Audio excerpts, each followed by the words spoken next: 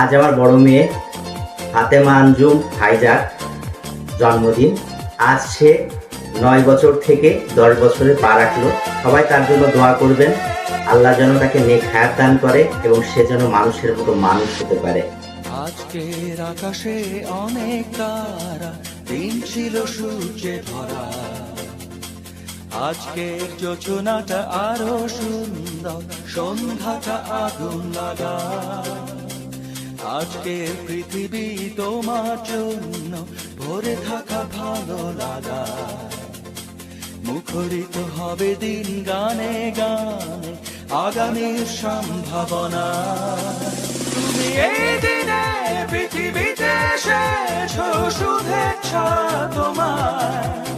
তাই অনাগত ক্ষণ হোক আরো সুন্দর, উৎসব দিন কামনা।